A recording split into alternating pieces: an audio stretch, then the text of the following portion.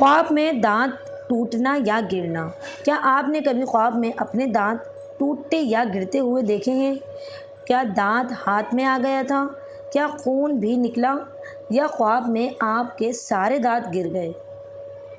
اگر آپ نے بھی ایسا خواب دیکھا ہے تو اس ویڈیو کو آخر تک ضرور دیکھیے گا، کیونکہ خواب میں دانت دیکھنے کی تعبیر صرف دانت گرنے تک محدود نہیں ہوتی، بلکہ یہ بھی اہم ہے کہ کون سا دانت گرا، خون آیا یا نہیں، خواب دیکھنے والے کی کیفیت کیا تھی۔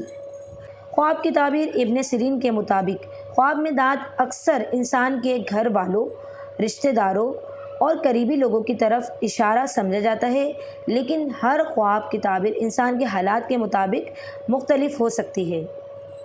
اگر خواب میں دانت ہل رہا ہو لیکن گرا نہ ہو تو یہ کسی پریشانی، ذہنی دباؤ یا کسی معاملے کے بارے میں بے چینی کی طرف اشارہ ہو سکتا ہے۔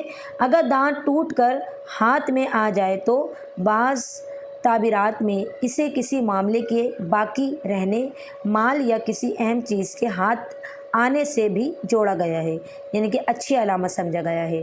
اگر خواب میں دانت گر جائے اور خون نہ آئے تو اس کی تعبیر بعض اوقات کسی تبدیلی، پریشانی یا زندگی کے ایک مرحلے کے ختم ہونے سے کی جاتی ہے، یعنی کہ پریشانی ختم ہو سکتی ہے، زندگی میں مثبت تبدیلیاں بھی آ سکتی ہے۔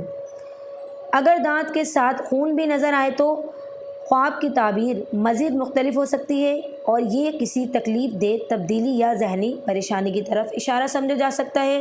اگر خواب میں سامنے کے دانت نظر آئے تو بعض تعبیرات میں انہیں قریبی خاندان اور اہم رشتوں سے جوڑا گیا ہے۔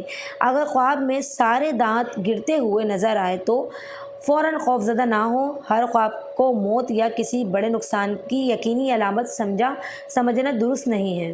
خواب کبھی کبھی خوف، پریشانی یا ذہنی دباؤ کی وجہ سے بھی آ جاتے ہیں۔ ایسے خواب دیکھیں تو صدقہ دیجیے۔ اگر آپ نے بھی خواب میں دانت دیکھا ہے تو کمنٹ میں بتائیے، دانت ٹوٹا تھا، گرا تھا یا ہاتھ میں آیا تھا یا خون آیا یا نہیں۔